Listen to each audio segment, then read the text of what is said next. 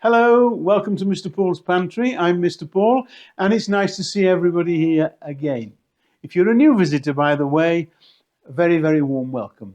And returning visitors, as usual, nice to see you all again, and again. Thank you. Now, the recipe today is for something simple. It's not complicated, although it can be as complicated as you want to make it. I've seen some very complicated recipes online for this particular dish. I don't do that. Being a high street baker all my life, I've had to make things quick and simple. So we had time to do it, and everybody in the bakery could do it. We didn't have one person making one thing and another person making another, because if anybody was ill, then we couldn't do it. So everybody was making everything, and I hope that's what we can do with my YouTube site. I want every one of you to be able to make everything I show you. Nothing complicated. So today's recipe is for a macaroni cheese, which is a very, very simple dish in its own right. But as I said before, you can make it complicated if you want. But I don't do that. I'm showing you the basic recipe to make a nice, creamy, exciting and delicious macaroni cheese. Okay, so let's do it.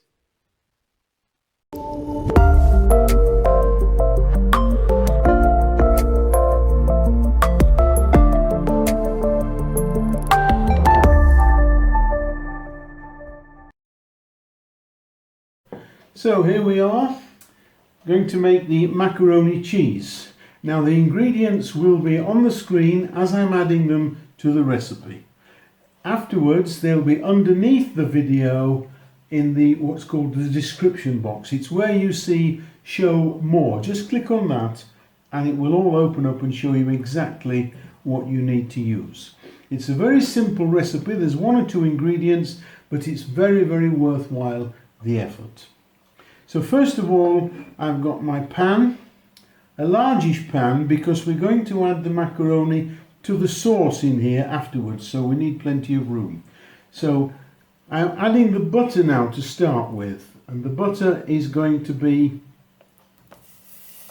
in first. Now it's equal quantities of butter and flour. The quantity of butter is 43 grams. Now I'm adding the flour.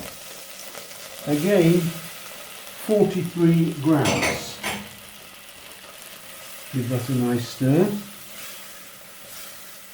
until it's all nicely melted together. This is what we call a roux for making a white sauce, but we don't want to make it a brown sauce, so don't burn this, just gently until it's all mixed together. Once it's all melted, the butter and the flour, just cook out the rawness of the flour. That's all we need to do.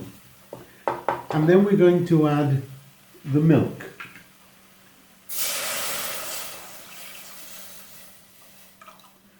That's 500 mils of milk, half a litre. I'm going to now take out the wooden spoon and revert to the whisk. So we're going to keep stirring that until everything is dissolved and we have no lumps.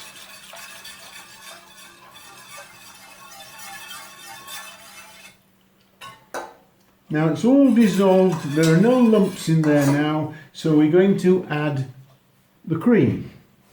And the cream is going to be 120 mils. There we go. I'm using single cream, by the way. It's better for cooking with this single cream. You don't get it splitting like you do if you're using double cream. Mix that all together and keep going now until it starts to thicken.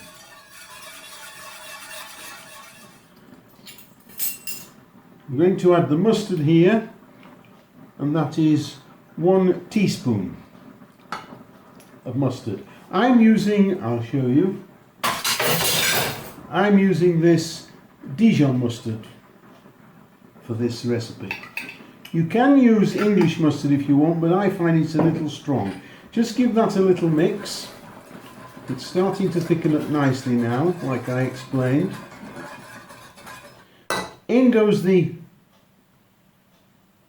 half a teaspoon of nutmeg. Give that a good mix. And at this stage I'm going to add the salt and the pepper. So this is to taste. Be careful with the salt because it depends how salty your actual cheese is. Black pepper, give it a mix. And I'm going to take that off the heat now. I'm turning it off and I'm going to add the cheese. This is cheddar cheese I'm using, a nice strong cheddar cheese, grated. And the cheddar cheese is 130 grams. Give that a mix. Now remember, I've turned it off the heat now. I find if you add the cheese whilst it's on the heat, while the heat's on, it goes a bit grainy. This is only my personal preference. And you can see it is now a nice, thick, creamy sauce. I'll just get the spoon again, the wooden spoon, and show you the consistency. You see that? It's a nice, about the consistency of a nice thick custard. Now I make the sauce first. I'm going to let that stand now whilst I boil the pasta. Now you can use whatever pasta you want. I'm using these little elbow pastas. You can use ordinary spaghetti, you can use macaroni, it doesn't make any difference. But what you have to do is give a good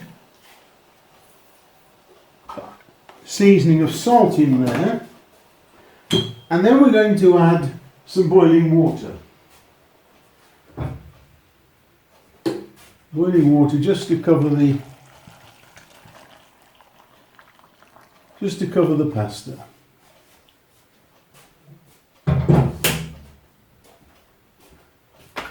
Like the heat. Now we'll bring that to the boil. Just give it a little stir just to separate any bits that may be stuck together. And you need to cook the pasta now as it says on the packet, or to your liking. On my packet it said if I want it al dente I cook it 9 minutes. If I want it soft I cook it 11 minutes. So I'm going to cook it 9 minutes. And as soon as that's ready, I'll strain it and I'll be back to show you what we do next. So here are this is the pasta which I've just strained. That's going to go into the sauce that we made earlier. A couple of bits there. And now we need to mix it thoroughly to make sure all the sauce is blended with the pasta, fills all those little holes and everything. This is the important bit. Now if you find this is a little bit stiff, mine is a little, I've saved a little of the pasta water which I'm going to put in now, just a little, because when this goes in the oven, if you are cooking it in the oven, it will dry out a little, so we don't want it to come out too dry. We want it to be nice and creamy when it comes out. So see if you can see the consistency of that now. Now, the next stage depends on what you're planning to do with it. If you want to serve it to the family, etc., I would suggest putting it in a dish like this or a square one. Me, I live alone, so I don't do that.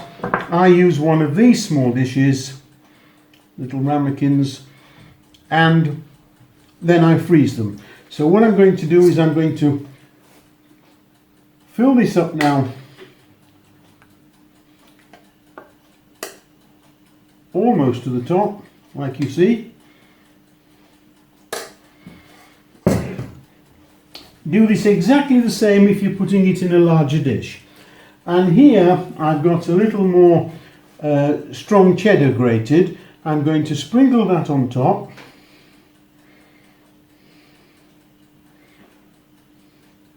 This will give a nice golden crust once it's been in the oven or under the grill, whatever you want to do with it. And my little twist, I like to use a few breadcrumbs, which I've mixed some grated parmesan with, just a little, okay? And I'm just going to sprinkle some of those on top so that they give you a nice, crunchy topping. Not too many. Some people I've seen use panko breadcrumbs. I don't particularly like using them. I don't know why. So there it is. Finish on it. That's going to go in the oven now or under the grill, whichever you want, until the top's nice and crispy. Or you can freeze it at this stage, which I do. Fill half a dozen of these from that panful, and I'll show you when it comes out of the oven. Well, here it is, straight out of the oven.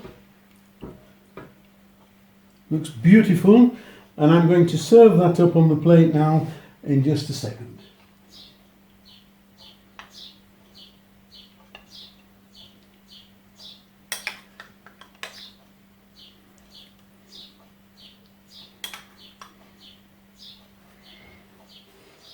And I think you'll agree that looks very, very appetizing. A nice lunch or supper or whatever you want. I think that's a nice meal. Well, I hope you've enjoyed that. This is all I have for you today, but if you've enjoyed the video, go underneath, give it a thumbs up, and if you haven't subscribed, it's free to do so. If you subscribe, by the way, you don't miss one of my videos. YouTube will tell you every time I put up a new video. So this is Mr. Paul saying bye for now, and I'll see you next time. Bye.